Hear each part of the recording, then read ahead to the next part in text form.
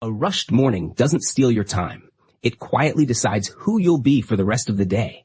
And in Japan, some people figured this out centuries before anyone had a phone to blame. On the island of Okinawa, there's a man who recently turned 104.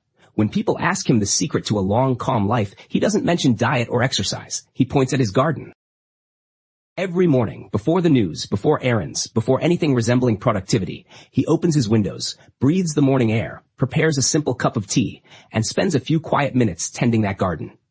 No race to optimize the minute. No metrics. The same spirit lives 800 years earlier in a mountain monastery called Eiheiji, founded by a monk named Dogen. His monks wake before dawn, and the very first thing they do isn't meditate. It's sweep a stone path they swept yesterday, and will sweep again tomorrow. Dogen called this practice samu, and insisted it was every bit as sacred as sitting in stillness. The purpose was never spotless floors. It was preparing the mind through one deliberate action before the world demanded anything back.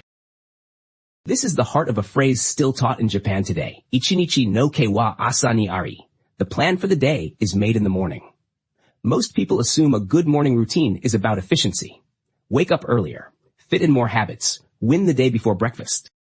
The Japanese perspective asks a quieter question. Not how much can you accomplish before 9, but what kind of mind are you carrying into the day before the world starts asking things of you? In Western productivity culture, mornings are prized mainly as uninterrupted output. The focus falls on what gets done. The Japanese tradition places the weight somewhere else, on state, not output. Before producing anything, you first establish calm, presence, and intention. This isn't mysticism. It's rooted in Zen practice, where repeating a simple action with full attention, sweeping, boiling water, folding a cloth, trains the mind to treat each day as a conscious beginning rather than an automatic one. None of this requires waking at 4 in the morning or owning special equipment. Its power comes from something almost unglamorous, consistency. The routine isn't designed to impress anyone. It's designed to shape you, quietly, one ordinary morning at a time. Here's where it becomes useful, because nobody needs a monastery to use this. Picture 2 versions of the same person. In the first, the alarm rings and the phone is in hand before both eyes are fully open. Messages lead to news. News leads to social media. 10 minutes disappear, and suddenly everything feels urgent. Breakfast is rushed. The commute feels stressful before work has even started. Nothing dramatic happened. But the mind spent its first moments borrowing everyone else's priorities and emotions instead of choosing its own. Now picture the other morning. The alarm rings, but the phone stays untouched a while longer.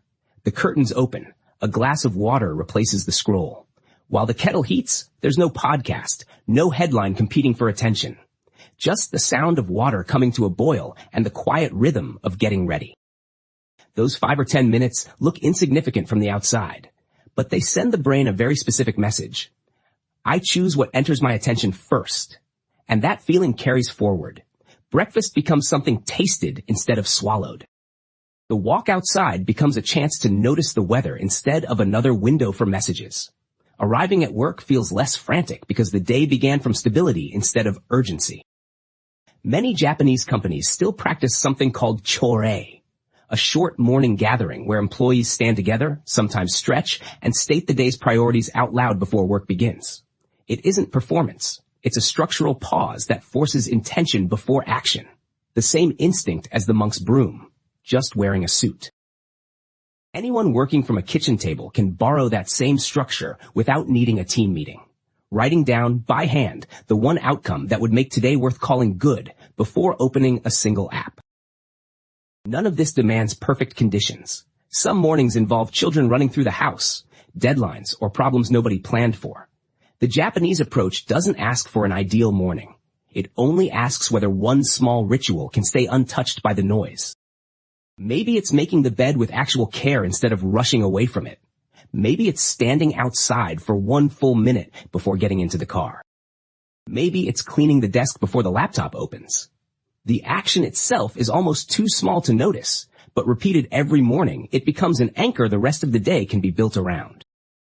Behavioral psychology has a simple explanation for why this works. The brain loves patterns. Athletes build pre-performance routines. Musicians tune their instruments before a note is played. The ritual isn't the performance, it prepares the mind to perform consistently.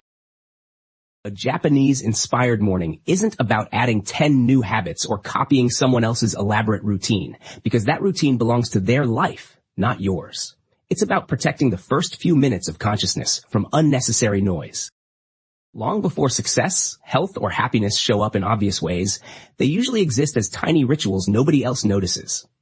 The day doesn't begin with your schedule.